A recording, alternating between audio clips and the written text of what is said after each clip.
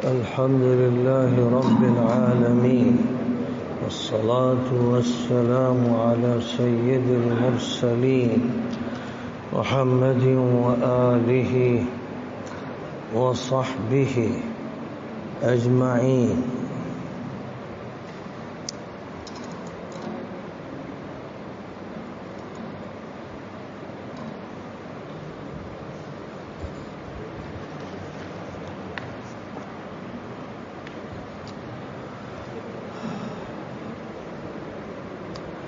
شرعی نظام میں حدود کا تذکرہ چل رہا تھا.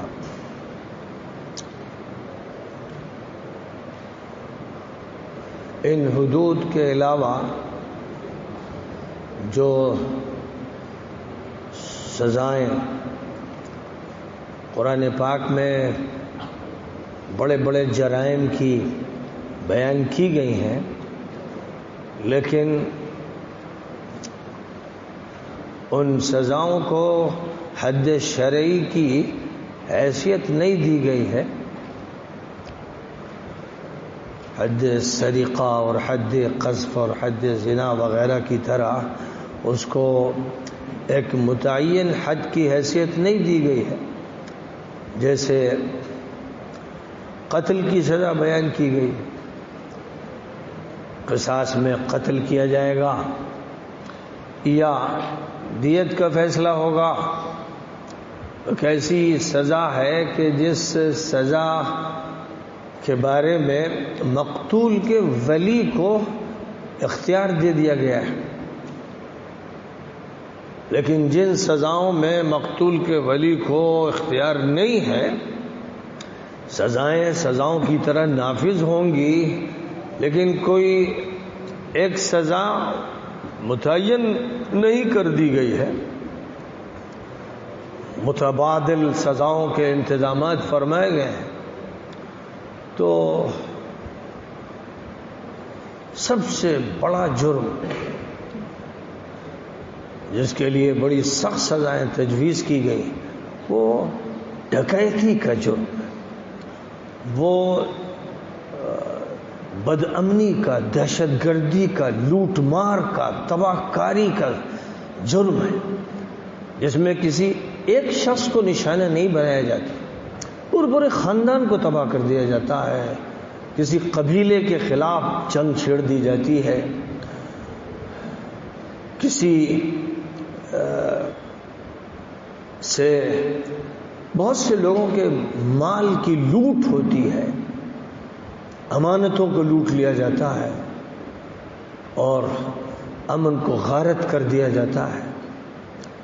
ایسے لوگ جو جنگجوؤں کی طرح مسلط ہوتے ہیں، جان تباہ کرتے ہیں، مال کو لوٹ لیتے ہیں، آبروؤں کو لوٹ لیتے ہیں، ایسے مجرم لوگ، ان کے لیے قرآن پاک میں جو تعبیر استعمال کی گئی ہے وہ ہے الذین یحاربون اللہ ورسولہ کی تعبیر. جو اللہ اور اس کے رسول سے جنگ کرتے ہیں، ان کے جرم کو صرف اس طرح نہیں پیش کیا گیا ہے کہ فلاں شخص کو قتل کرتے ہیں یا فلاں خاندان کے خلاف کارروائی کرتے ہیں، بلکہ انما جزاء الذین یحاربون اللہ ورسولہ ویفسدون فی الارض.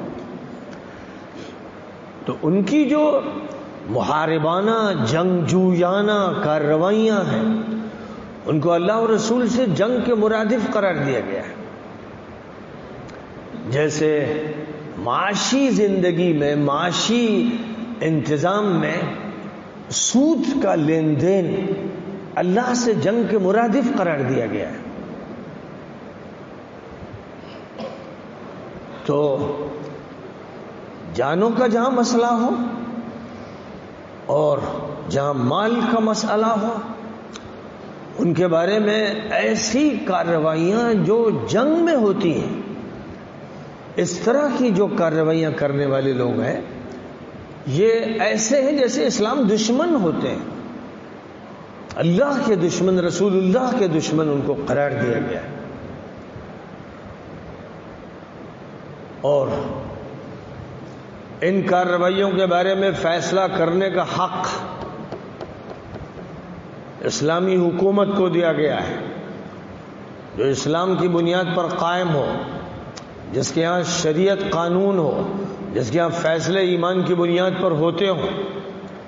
وہ حکومتیں نہیں جو مسلمانوں کے نام پر قائم ہوتی ہیں اور اسلام دشمن ہوتی ہیں، وہ تو خود ان لوگوں میں شامل ہے جن کے بارے میں فرمایا گیا انما جزاء الذین یحاربون اللہ ورسولہ ویسعون فی الارض فسادا۔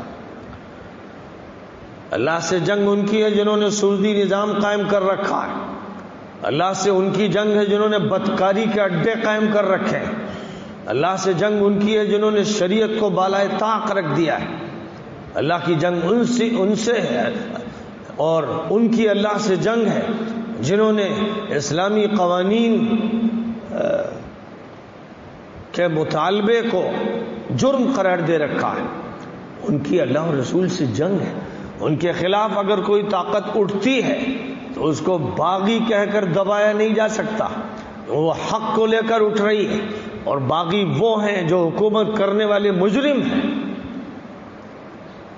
یہیں پر التباس شیطانی اور تلبیس ابلیسی ہوتی ہے، اور ان مسلم مجرم حکومتوں کا دفاع کیا جانے لگتا ہے، اور جو لوگ ان کے خلاف اٹھتے ہیں ان کو باغی قرار دیا جانے لگتا ہے۔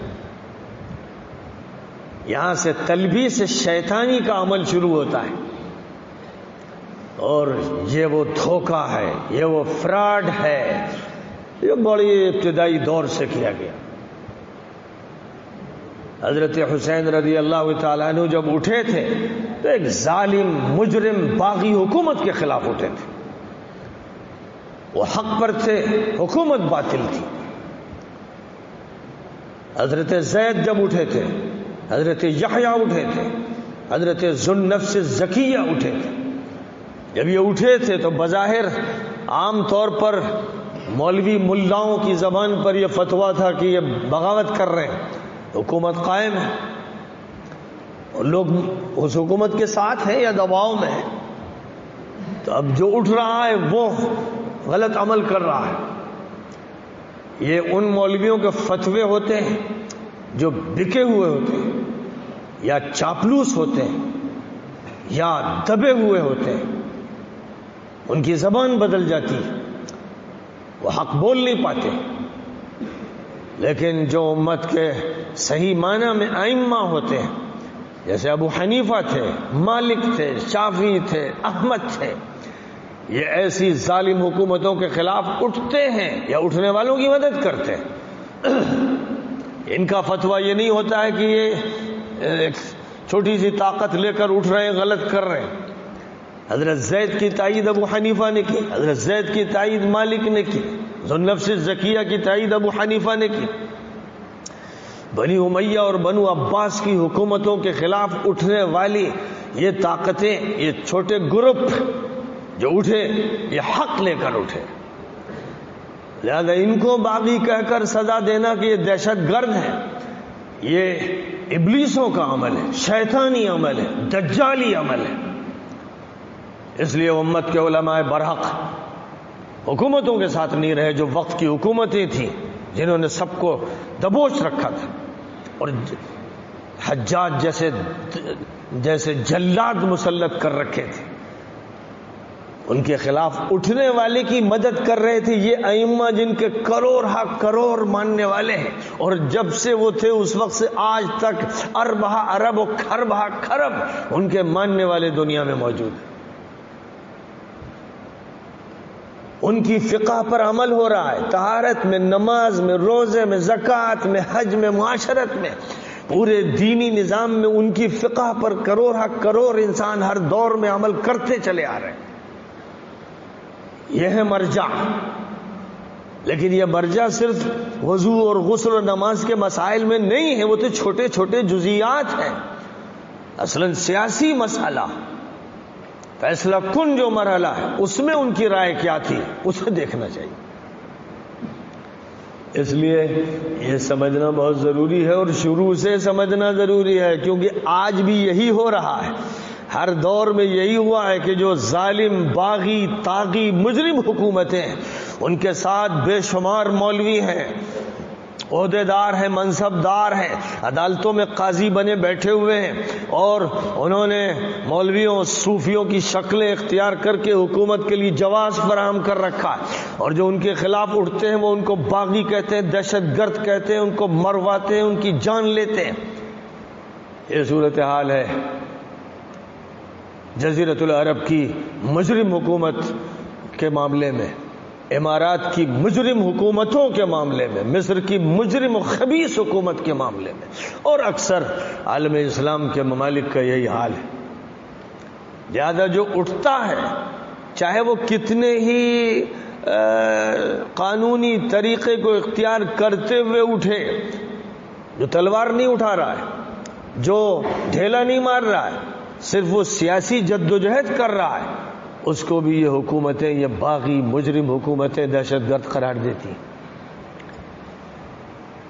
جس سے صاف طور پر بات واضح ہو جاتی ہے کہ یہ ناجائز حکومتیں ہیں، یہ ابن الحرام ہے اور بنت الحرام ہے، ان کا جواز نہیں۔ اور پہلی صدی سے ان کا جواز نہیں تھا، جب سے یزید جیسا مجرم مسلط ہوا، اس وقت سے جواز نہیں تھا۔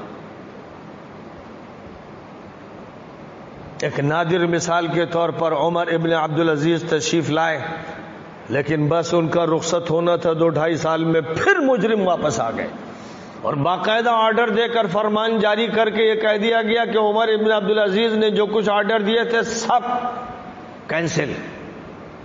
اسے ماضی کا قصہ سمجھو، پھر پرانا نظام واپس آ رہا ہے۔ یہ آرڈر دیے تھے عمر ابن عبدالعزیز کے بعد کے حکمرانوں نے۔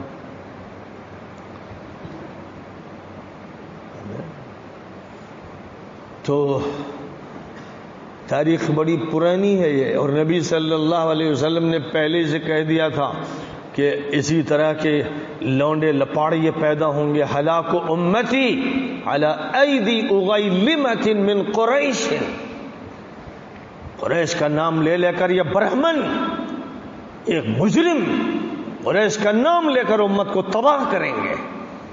بخاری میں ہے حدیث، ابو ہریرہ کی حدیث۔ تو یہی تھے لونڈے لپاڑیے، جن میں یزید تھا اور اس کے بعد کے دوسرے مجرم لونڈے تھے، جنہوں نے امت کا قتل عام کیا۔ مدینہ منورہ کی ہر ہر نالی سے خون بہ رہا تھا۔ ان کے بارے میں نرم رویہ رکھنے والا منافق ہے، مجرم ہے، کوئی جواز نہیں ہے۔ جیسے آج کی ان مجرم حکومتوں کے بارے میں جو نرم رویہ رکھتا ہے، جو ان کی توجیہ و تعویل کرتا ہے، اس کے دل کے نہاخانے میں نفاق چھپا ہوا ہے، وہ صحیح معنی میں مومن ہو نہیں سکتا۔ ان سے برات ظاہر کرنا، ان سے علیحدگی اختیار کرنا، ان کو ناجائز قرار دینا، یہ ہے جو فریضہ ہے علماء کو، امت کے نمائندگی کرنے والے لوگوں پر یہی فریضہ ہے۔ یہ وہ حقائق ہیں جن حقائق کو سمجھنا ہے اور دیکھنا ہے قرآن کیا کہہ رہا ہے۔ انما جزاء الذین یحاربون اللہ ورسولہ، یہ نہیں کہہ رہا ہے کہ انما جزاء الذین یحاربون الملوک، یحاربون السلاطین، یحاربون امراء السوء، یہ نہیں کہہ رہا ہے۔ امیر المومنین صحیح معنی میں ہے، ان سے جنگ حرام ہے، خلیفہ راشد سے جنگ حرام ہے، جو بھی کرنے والا ہو، جو اللہ اور رسول کی نمائندگی کر رہا ہے، جو ان کی شریعت کا نفاذ کر رہا ہے، اس کے خلاف کھڑا ہونا حرام۔ جو خود اللہ اور رسول کے حکم سے ہٹا ہوا ہے، اس کے خلاف اٹھنا مطلوب ہے۔ فیصلہ اس سے ہوگا، قانون یہ کہہ رہا ہے۔ یا ایھا الذین آمنوا اطیعوا اللہ واطیعوا الرسول واولی الامر منکم، الامر کے جو ذمہ دار ہیں، جو تم میں سے ہو، ملت اسلامیہ کی نمائندگی کرنے والے، وہ لوگ کہ جو اللہ اور رسول کی نمائندگی کر رہے ہیں، ان کی خلافت کا حق ادا کر رہے ہیں، ان کی نیابت کا حق ادا کر رہے ہیں، ان کے بارے میں یہ فرمایا جا رہا ہے کہ ان کی اطاعت کرنا، کیونکہ لا طاعت لمخلوق فی معصیت الخالق، اگر وہ معصیت کا نظام چلا رہے ہیں تو ان کی اطاعت جائز نہیں ہے، درست نہیں، قرآن یہ کہہ رہا ہے۔ لیکن جھوٹے مکار مولوی اس آیت کریمہ سے اولو الامر کا لفظ لیتے ہیں اور پھر ان کے فسق اور ان کے جرائم سے پردہ پوشی کر کے کہتے ہیں کہ قرآن کہہ رہا ہے اطاعت کرو۔ حدیثوں میں جہاں اسمعوا واطیعوا کی بات فرمائی گئی ہے، ان عمرہ کے بارے میں فرمائی گئی ہے جو شریعت پر کاربند ہو، جو شریعت کا نفاذ کر رہے ہو، جو شریعت کے متبادل کسی نظام کو نہ چلا رہے ہو، ان کی اطاعت کا حکم ہے۔ ہماری ذاتی شکایت کسی سے ہو سکتی ہے، وہ ذاتی رنجش ہو سکتی ہے، کسی کا اپنا ذاتی فسق ہو سکتا ہے، لیکن شریعت حق کا نافذ ہے، اس وقت یہ فرمایا گیا اسمعوا واطیعوا۔ لیکن شریعت ہی رکاوٹ بنی ہوئی ہے، شریعت کے ہی خلاف ساری کوشش ہو رہی ہے، شریعت کے ہی نظام کو منسوخ کیا جا رہا ہے، شریعت کا ہی مطالبہ کرنے والوں کو دہشت گرد کہا جا رہا ہے، تو پھر جو یہ کر رہے ہیں وہ بدماش ہیں، خبیث ابلیسی نظام کے حامل ہیں۔ ان کی اطاعت کا جو دعویٰ کر رہا ہے اور حدیثوں سے استدلال کر رہا ہے، یہ وہ ابلیسی ایجنٹ ہے، یہ خبیث النفس منافق ہے جو حدیثوں کو توڑ رہا ہے، مڑوڑ رہا ہے، جو قرآن پاک کی کمر توڑ رہا ہے، اور وہ اپنے کو عالم کہتا ہے، وہ جاہل، وہ سفیہ۔ نبیوں کی بعثت کا مقصد کیا رہ گیا پھر؟ اگر جاہلیت کو زندہ رکھنا ہے اور جاہلی عمرہ کو باقی رکھنا ہے اور نظام کو فاسقانہ طریقے پہ چلانا ہے تو پھر کیا مقصد رہ گیا؟ کیوں بعثت ہوئی تھی؟ کیا مقصد یہ تھا کہ ایران کا کسرا نہ ہو، عرب کا کسرا ہو؟ جس کے لیے نبی کا کہنا تھا ہلاک کسرا فلا کسرا بعدہ ولا یہلکن قیصر فلا قیصر بعدہ۔ وہاں یہ کہا جا رہا ہے جاہلیت کے نظام کا اپنا متبادل ہو، ہمارا آدمی ہو، وہ منافق بن رہا ہو، ہمارا آدمی حاکم ہو تو کوئی نہیں، پھر چلتا ہے۔ نبی کہتے ہیں کہ چلتا ہے، وہ اگر میرے ساتھ جڑتا ہو، میرے پاس آ کے بیٹھتا ہو، اس کو لوگ صحابی کہہ دیتے ہو تو چلتا ہے کام۔ بعثت کا مقصد ہی ختم ہو گیا، جس کے لیے نبی کو برپا کیا گیا تھا کہ پنجہ آزمائی کر کے جاہلی نظام کو توڑ کے پھینک دیں، اس کے لیے 13 سال مکہ مکرمہ میں سزائیں جھیلتے رہے، تکلیفیں جھیلتے رہے، پیشکشوں کو ٹھکراتے رہے۔ اسی کا انتظام ہو رہا تھا کہ تم کیسے ہی ہو، تم عادل بادشاہ ہو، غیر عادل بادشاہ ہو، فاسق ہو، ہمیں تو تمہاری اطاعت کرنی ہے۔ تو نبی نے کیوں نہ اطاعت کر لی تھی ان لوگوں کی جو چودھری بنے ہوئے تھے مکے کے؟ یا جب نبی کو حکومت دی جا رہی تھی اسی التباس کے ساتھ تو قبول کر لیتے کہ پہلے حکومت ہاتھ میں آ جائے پھر ہم ٹھیک کر دیں گے لوگوں کو۔ نہ یہ کیا نہ وہ کیا، نہ یہ کیا نہ وہ کیا۔ یہی ہر دور میں ہوگا، یہی ہے نبوی اسوہ، اس اسوے کو بدلا نہیں جا سکے گا۔ یہی کہہ رہے ہیں ابو حنیفہ، یہی کہہ رہے ہیں مالک، کوڑے کھا رہے ہیں۔ حکومت وقت کی جو اسلامی حکومت کہلا رہی ہے، جھوٹی عیار مکار حکومت، اس کا گورنر ابو حنیفہ کو کوڑے مار رہا ہے۔ مدینہ منورہ کے امام محدث جو روضہ اطہر کے سامنے حدیث پڑھا رہے ہیں، ان کو کوڑے مدینے میں مارے جا رہے ہیں۔ یہ کون ہے؟ یہ مجرم و خبیث جو امت مسلمہ کے ائمہ فقہا اور محدثین کو کوڑوں سے نواز رہے ہیں۔ ان کی تعریف کرنے والے لوگ پھر وہ مدخول ہیں، دخیل ہیں پھر اسلام میں۔ امام شافعی کو صرف اس لیے کہ اہل بیت سے محبت کرتے ہیں یہ الزام لگائے گئے، ہو گئے دہشت گرد۔ پیروں میں بیڑیاں اور ہاتھوں میں ہتھکڑیاں ڈال کر یمن سے 2000-2500 کلومیٹر کا سفر کروایا گیا اور بغداد میں مجرم کی طرح کھڑا کیا گیا۔ پھر جو مسلمان ان حکمرانوں کی تعریف کرتے ہیں جبکہ شریعت نافذ تھی اس وقت، لیکن یہ جرم اور ظلم ہو رہا تھا لوگوں پر اور اپنی حکومت کے تابع کرنے کی کوششیں کی جا رہی تھی، تو امام وقت کو پا بچولا حاضر کیا گیا بغداد میں، گردن مار دینے کا ارادہ تھا، بچ گئے۔ کچھ سوالات و جوابات ہوئے اور محمد ابن الحسن کی طرف سے سفارش ہوئی، معافی ہو گئی۔ پھر یہی حکومت ہے جس نے احمد ابن حنبل کو ایسے کوڑے لگائے کہ بیان ہے سوانح نگاروں کا، مورخین کا، کہ اگر ہاتھی کو وہ کوڑے لگائے جاتے تو وہ بھی چیخ پڑتا۔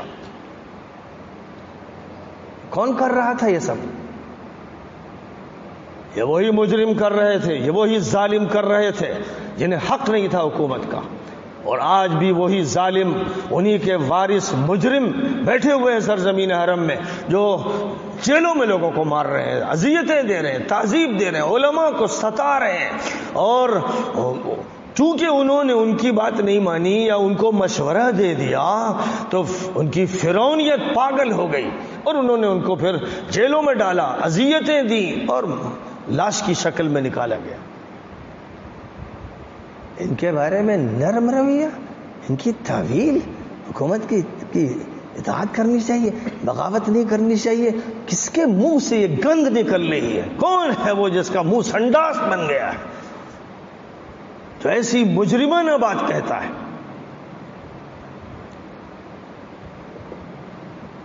ان کے لیے صرف اور صرف ایک راستہ ہے کہ ان کو اکھاڑ کے پھینک دیا جائے۔ جو کر سکتا ہے کرے، جو نہیں کر سکتا ہے اسے اگر شہید کر دیا جائے گا تو وہ سید الشہداء کے ساتھ ہوگا۔ یہ حضور پاک علیہ السلام کا ارشاد ہے، یہ ارشاد ہے، وہ ارشاد نہیں۔ بہرحال حضرت شاہ صاحب کا یہ کہنا ہے کہ یہ جو ہے حرابہ، جسے حرابہ کہتے ہیں، یہ بڑا ہی خطرناک قسم کا جرم ہے، اور اس کی سزائیں بھی پھر بڑی خطرناک ذکر کی گئی۔ آیت کریمہ انما جزاء الذین یحاربون اللہ ورسولہ ویسعون فی الارض فسادا ان یقتلوا، صرف یقتلوا نہیں ہے، ان یقتلوا او یصلبوا او تقطع ایدیہم وارجلہم من خلاف او ينفوا من الارض۔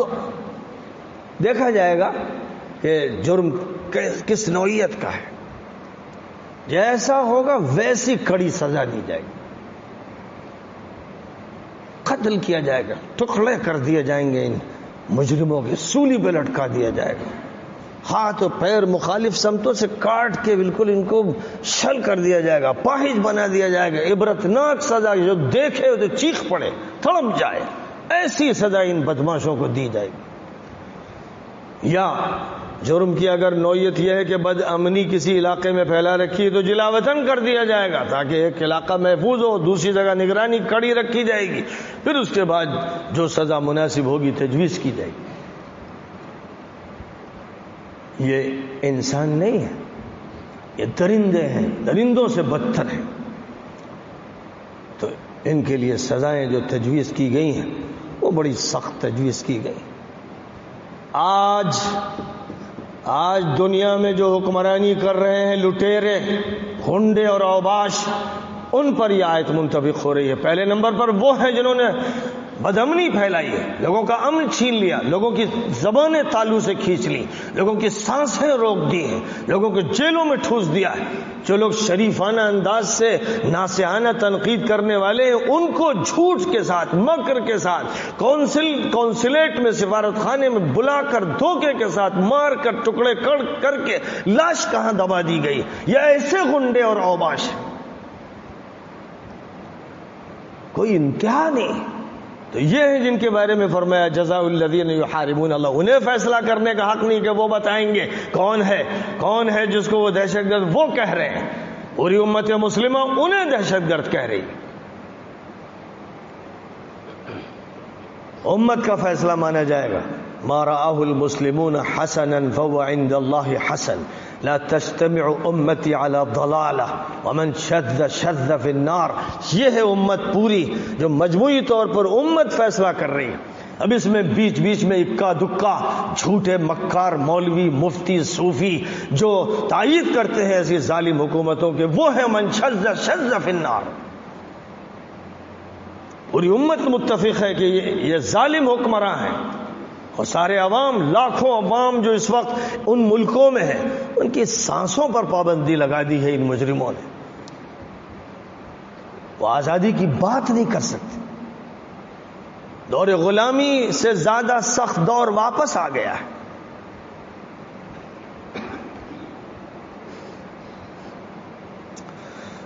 حضرت شاہ صاحب کا یہ کہنا ہے کہ یہ جو حرابہ یعنی محاربہ جسے کہا گیا ہے، اس میں قتل و قتال ہوتا ہے اور لوگوں پر ہر طرح کی ذاتی روا کی جاتی ہے. اس لیے اتنی سخت سزائیں تجویز کی گئی ہیں. شریعت نے ایسی سخت سزائیں ان ظالموں کے لیے رکھی. بہرحال انسانوں میں ایسے مجرم لوگ درندہ صفت ہوتے ہیں اور بڑے ڈھیٹ ہوتے ہیں، بڑے جنگجو، لٹیرے، چیر پھاڑ کرنے والے. یہ لوٹتے ہیں اور جانیں لے لیتے ہیں. چوری ان کے مقابلے میں کچھ نہیں. جب چوری کی سزا یہ کہ ہاتھ کاٹ دو تو ان کے تو ٹکڑے ٹکڑے کر دینے چاہیے. اسی لیے یقتلوا فرمایا گیا.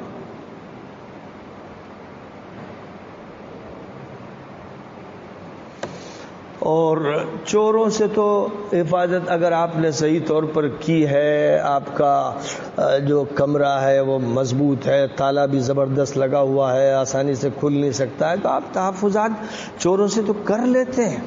لیکن ان ڈکیتوں سے تحفظ اختیار کرنا مشکل ہوتا ہے، کیونکہ یہ تو پورے گینگ کو لے کر چلتے ہیں اور ایک آدھ گھر تو کچھ بات ہی نہیں ہے، سب کو گولیوں سے اڑا دیتے ہیں، تلواروں سے کاٹ دیتے ہیں، گھر لوٹ لیتے ہیں، دیواریں توڑ دیتے ہیں.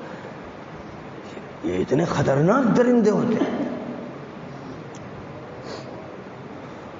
اور ہر جگہ حکومت نگاہیں تو رکھتی نہیں، اور کتنے موقع ایسے ہوتے ہیں کہ یہ گینگ پولیس والوں کو اپنے ساتھ ملا لیتے ہیں، پہلے سے ان کو رشوتیں دے دیتے ہیں تو تھانہ خاموش پڑا رہتا ہے اور خراٹے لیتا سوتا رہتا ہے، اور یہ اپنی کارروائی کرتے ہیں جانتے بوجھتے ہوئے بھی پولیس حرکت میں نہیں آتی. تو ایسی شکل میں اس طرح کے جرائم پیشہ لوگوں کے ساتھ ضرورت اسی کی تھی کہ سخت سے سخت سزا تجویز کی جاتی. اور جو ڈکیت ہوتے ہیں عام طور پر بڑے ڈھیٹ، بڑے جری درندہ صفت ہوتے ہیں، جسم بھی ان کے مضبوط ہوتے ہیں، وہ اسی ٹائپ کے لوگ ہوتے ہیں، بیل ہو جیسے سانڈ. اور پھر یہ کہ گینگ ہوتا ہے ان کا پورا، کوئی ایک آدمی صرف نہیں ہوتا ہے. چور تو چپکے سے بچ بچا کے ڈر ڈرا کے چوری کرتا ہے، چھپ چھپا کے. تو اس کے لیے وہ سزا تجویز کی گئی، والسارق والسارقۃ فاقطعوا ایدیہما جزاء بما کسبا نکالا من اللہ. معلوم ہونا چاہیے آپ کو، اور جانتے ہیں آپ روزانہ اخبارات پڑھتے ہیں، حکومت چور ہو جاتی ہے، ایک چور کا ہاتھ کاٹا جاتا ہے، لیکن حکومت جب پوری ملت، پوری قوم کی دولت کو لوٹتی ہے، 20,000 کروڑ، 40,000 کروڑ، 1,00,000 کروڑ بینکوں سے لے کر لوٹنے والے حکومت کی نگرانی میں ادھر ادھر نکلتے ہیں، بلکہ سودے ہوتے ہیں، تو پوری حکومت چور ہوتی ہے. ایک چور کو جو سزا دی جائے اس سے بڑی سزا پوری حکومت کو دی جانی چاہیے.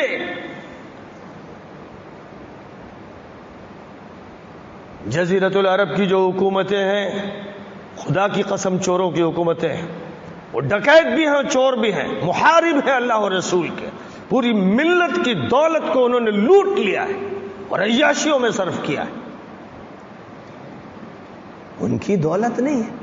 آج جس کو دیکھیے، مولانا ہو، مفتی ہو، صاحب صوفی ہو، طالب علم ہو، بھئی وہ دے رہے ہیں، وہ دے رہے ہیں، مسجد کے لیے دے رہے ہیں، وہ یوں کر رہے ہیں، ان کی دولت ہے، سمجھا یہ جا رہا دولت ہے، دے رہے ہیں، اب کچھ ہمیں بھی مل جائے.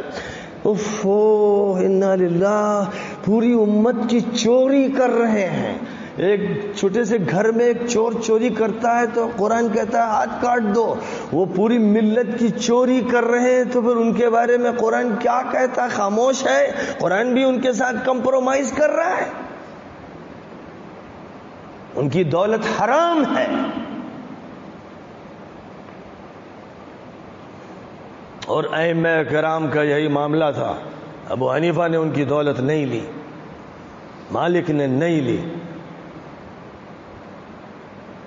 مخلصانہ طور پر کسی صالح شخص نے کچھ رویہ اختیار کیا تو بات الگ ہے.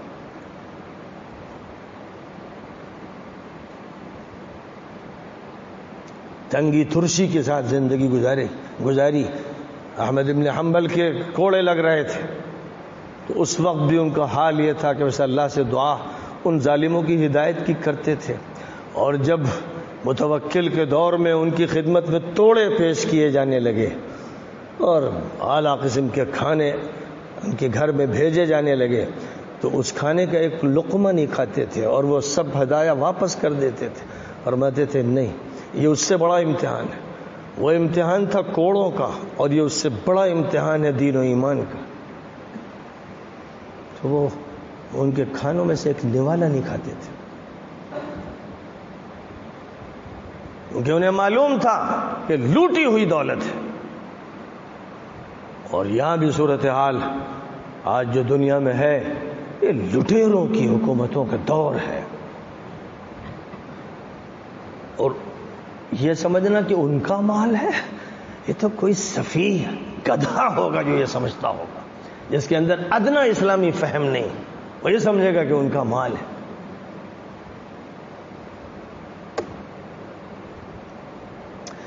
حضرت شاہ صاحب کہتے ہیں کہ یہ جو آیت محاربہ میں جو سزا بیان کی گئی ہے یہ ترتیب کے ساتھ ہے یا اختیار دیا گیا ہے کہ ان میں سے جو سی سزا مناسب ہو وقت کی اسلامی حکومت اس کو سمجھے.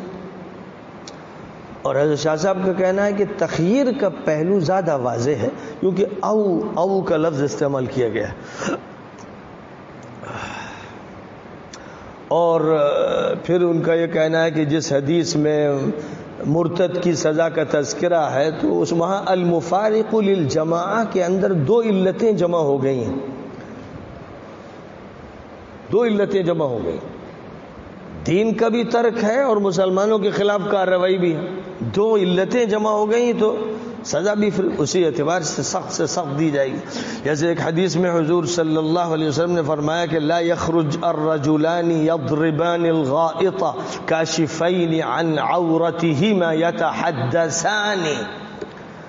تو ننگے ہو کر ایک دوسرے کے سامنے ننگ دھڑنگ کھڑے ہوئے ہیں، کھڑے کھڑے پیشاب کر رہے ہیں، ادھر ایک کھڑا ادھر کھڑا ہگ رہے ہیں، موت رہے ہیں، جانور خبیث قسم کے کمینے جانور. تو ان پر لعنت حضور نے فرمائی جو اپنے واجب الستر حصے کو کھول رہے ہیں، ایک دوسرے کے ساتھ باتیں بھی کر رہے ہیں کھڑے ہوئے. یہ سب جانور چوپائے پیشاب کر رہے ہیں اور باتیں کر رہے ہیں. یہ وہ ہے جو بہیمی صفت کی تہذیب اس کا تمدن ہے. یہ شیطانی تہذیب، اور لفظ تہذیب خود بدنام ہوتا ہے. تہذیب کا لفظ خراب ہو جاتا ہے، اس کے لیے تو کوئی اور لفظ ہونا چاہیے. مغربی تہذیب، ارے مغربی تہذیب میں وہ بات تو ٹھیک ہے جہاں وہ انسانی حقوق کا خیال کرتے ہیں، جہاں سہولیات فراہم کرتے ہیں، جہاں شہریوں کو حقوق دیتے ہیں، وہ حصہ تو تہذیب کہلانے کا مستحق ہے. لیکن اس کے علاوہ وہ حصہ جو عیاشی، بدماشی، جنسی بے راہ روی، سور کھانے، شراب پینے وغیرہ وغیرہ کا یہ جو کلچر ہے، یہ جو عمل ہے، اس کو تہذیب کہنا بد تہذیبی ہے. تو بہرحال ایک سبب وہ جمع ہوا، ایک سبب یہ ہوا کہ بے تکلفی سے باتیں بھی کر رہے ہیں. جاہلیت کے دور میں یہ ہوتا تھا کہ دو آدمی نکل کے گئے دور جاتے تھے، اب دونوں جو ہیں ادھر ادھر بیٹھے ہوئے ہگ موت رہے ہیں اور باتیں بھی ہو رہی ہیں، جیسے دسترخوان پہ ہو ویسے بول و براز کے ساتھ ہو رہی، کیونکہ چوپائے ہیں. بس فرق یہ ہے کہ ان کو بولنا آ گیا. بکریاں موت رہی، کتے موت رہے تو موت رہے، ہگ رہے ہیں. ان کی آپس میں وہ باتیں نہیں ہو رہی جو ان کتوں کی ہو رہی. یہ ہے سارا ایک ابلیسی نظام. جس ابلیسی نظام سے جنگ کرنے والے حق پر ہیں اور جو ان کے خلاف ہے وہ برسر باطل ہیں. یہ سمجھنا ہے، بات کو یوں سمجھنا ہے، یوں نہیں کہ جس کے ہاتھ میں طاقت آ جائے وہ حق پر ہے. اسلام اس کی اجازت نہیں دیتا ہے. اس لیے ذہن سے اس کو کھرچ کر پھینک دینا چاہیے. جب صحیح قرآن پاک کے کہ بیان کو، اصول کو، ضوابط کو سمجھا جائے گا، اور احادیث جس نظام کو لے کر آئی ہیں انہیں سمجھا جائے گا، تو پھر حدیثوں کی غلط توجیہ نہیں ہو سکے گی۔ لیکن جب ادھر ادھر سے کاٹ کر وہ حدیث اسمعوا واطیعوا کی لے لی جائے گی تو پھر حدیثوں کا مذاق بنے گا، نبی کی بعثت کی مقصدیت ختم ہو جائے گی، اور اس کا مطلب یہ ہوگا کہ یار چلو تم ادھر کو ہوا ہو جدھر کی، چلنے دو، جس کا غلبہ ہو اس کے ساتھ رہو، بس یہ نظام وجود میں آ جائے گا۔